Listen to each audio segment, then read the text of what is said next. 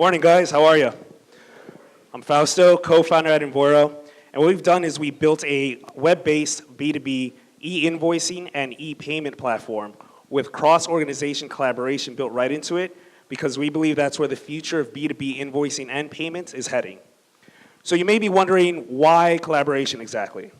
Well, whether it's on an invoice or a payment, you're constantly going back and forth with people, whether it's your vendors, people on your team, or even people across different departments. All this back and forth creates a lot of headaches, inefficiencies, and wasted resources. And that's why we built Invoira. Excuse me. We pretty much streamlined the entire invoice to pay process with collaboration built right into it every step of the way. So you can think of us as the Slack of B2B payments. We have a beta, we have customers who are using it, loving it, and so far have paid over $60,000 so far. And we have a proven 80% reduction in the workload. We're currently raising $750K so we can put Invoira in front of as many people as possible. Now, currently there's about 5 million SMBs out there who suffer through these inefficiencies and are currently looking for solutions like Invoira. We clearly want to target the entire market, but we got to start small.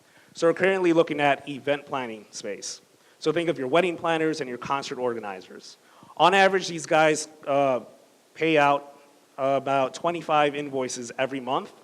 And with a $5 cap on all payments on Invoira, we're looking to generate, if we capture this market, generate about $160 million in annual revenue. Now, our platform is easy to adopt. We sync with all major accounting softwares, and we have an intuitive user experience. And with that being said, I'd like to close out by inviting my co-founder, Manny, as I open the floor up for Q&A. Thank you.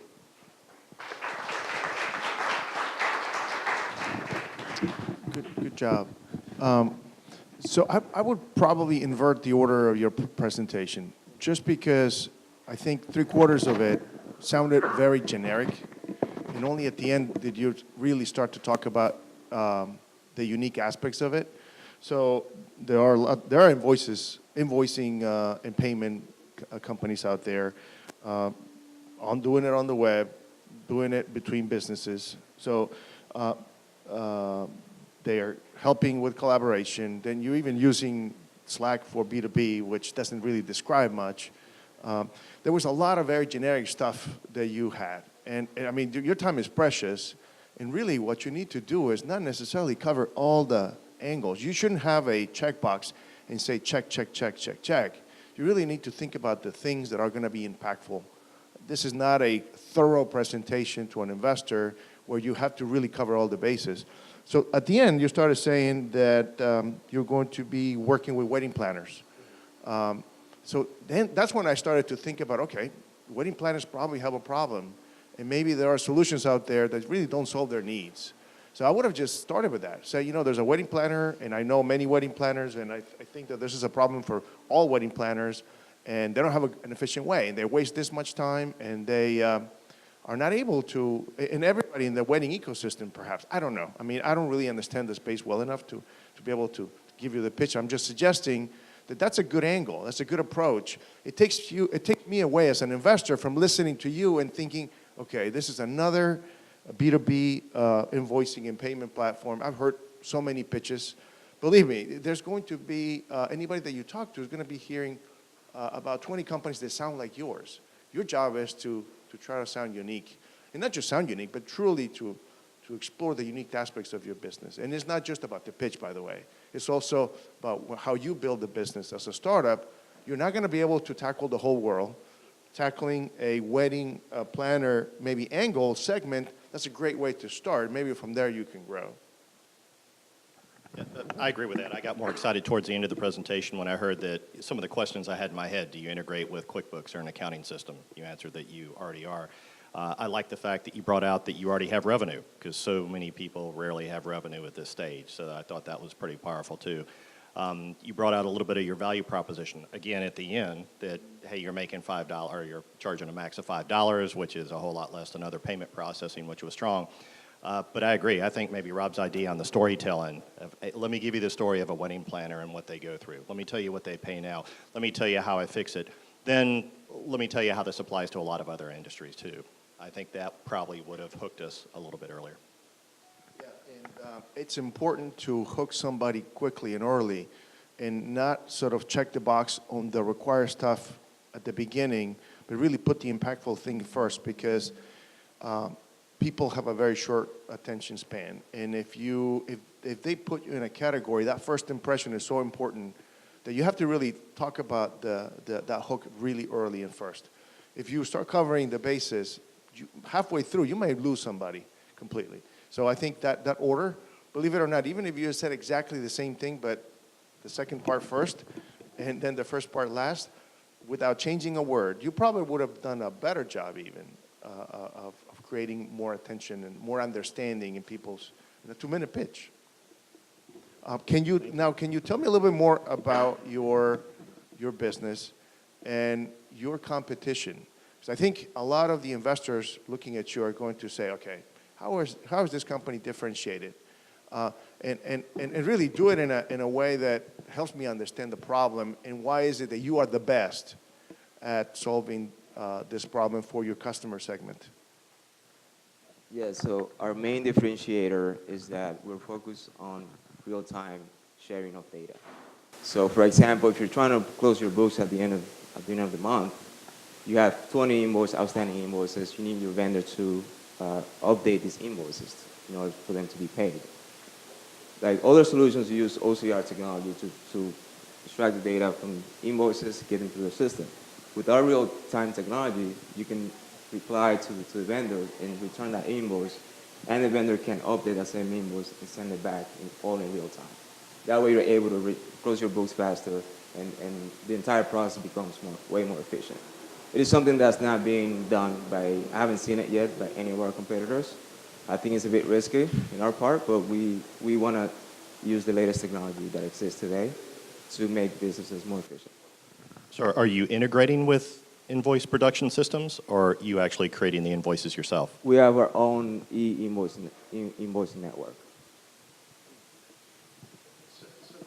I'm still a little confused, man. So the invoice is generated. Is the vendor on the other side? That's correct. So we have an e-invoicing network, and it works pretty much like Facebook. So if you're a business, you want to invite another business, very simple. They enter their credentials. They have their own portal where they can populate their own invoice. They have two options. They can sync with their QuickBooks or Xero account, or they can input the data manually. That same data is on the purchaser's end. So right there, you have the same data that can be shared instantly. You don't need to have OCR or PDF attachments to take care of this problem. Why did you pick the wedding planner segment as an initial market? So actually, our initial market was hotels, and given our product market fit on that, we thought it was a good fit given our research. But at the end of the day, they didn't jump on board, so we had to pivot. So we started doing pretty much small vendors with small businesses with a lot of vendors.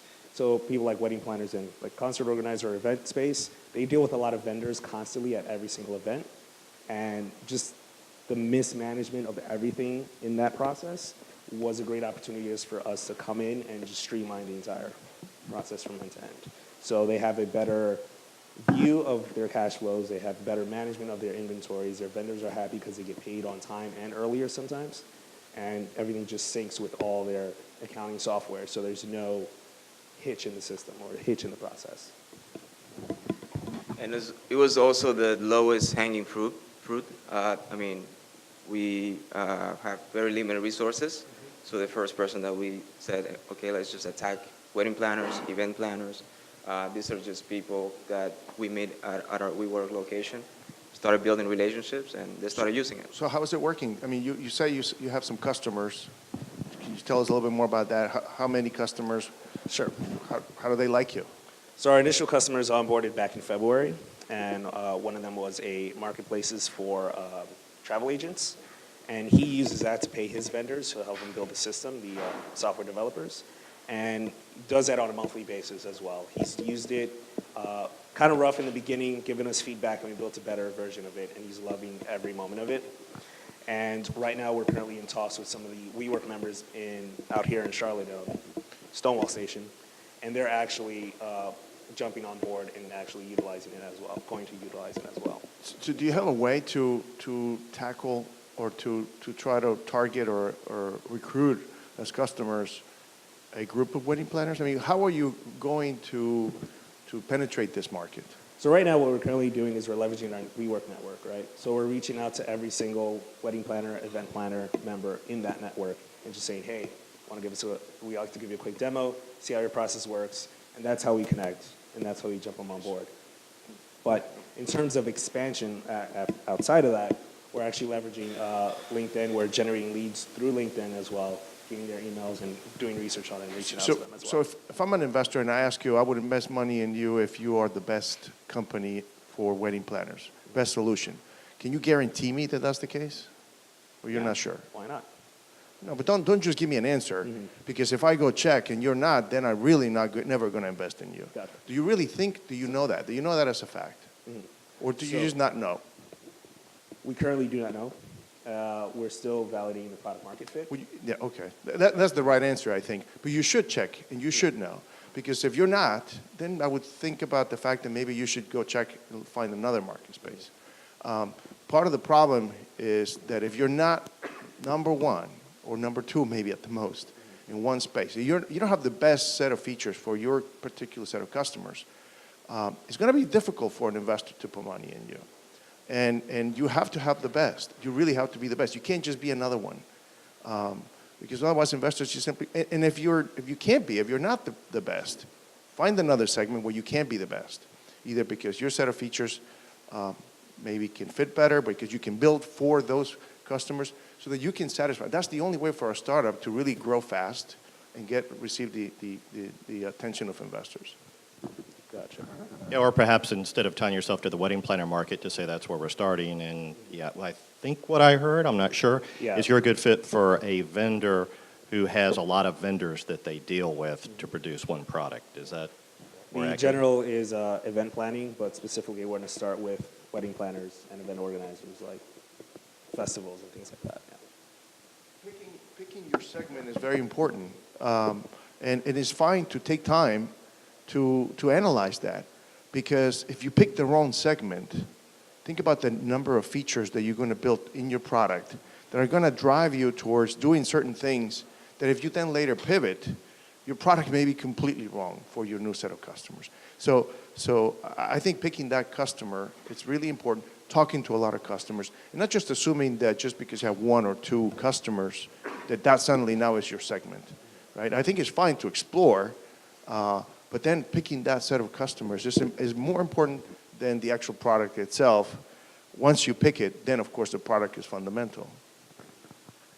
Yeah, so our customers fit that criteria, one business dealing with many vendors. So that could be scaled into mid-sized businesses. For us, to be able to operate on a smaller scale, that's why we choose event planners. It's the easiest way to start reaching out to businesses. But we can see this as a middleware where mid-sized businesses handle their invoices for all of their vendors. For example, even a place like this, dealing with all these vendors, or a place like WeWork, they deal with a lot of back and forth. That piece, that's who we are.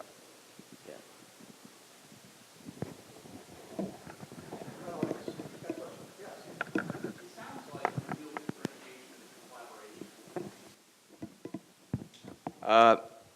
One of the reasons is there are a lot of heavy players in the collaboration space. We're not trying to go that route, competing against Slack. We want to be also a differentiator for Slack. When people think of Slack, they will say, well, you cannot make a payment through Slack. So that will also be a differentiator for us. So we want to be able to tackle both, the payments and the collaboration.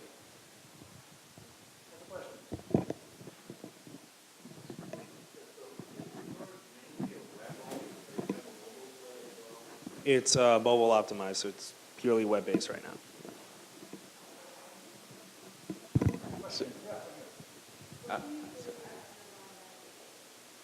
I'm sorry, I'm just going to finish his question first.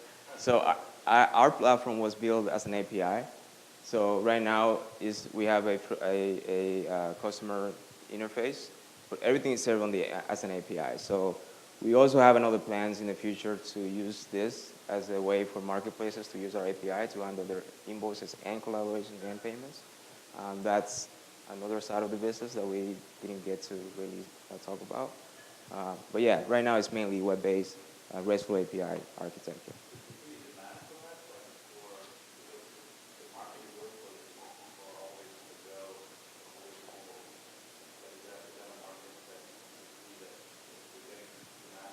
Well, yes. For instance, Stripe, they launched their product, Stripe Connect. This is what most marketplaces are using, but they are not doing a great job at managing the invoicing aspect of it. They only handle payments, so we see a lot of traction there.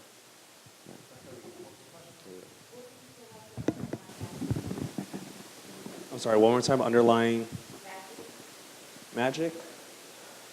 The ability to pretty much cut down on all that back and forth that really just sucks up all that time and resources. So the average invoice is from the time you receive it to the time you pay out, duration is about 12 days and it costs roughly 15 bucks.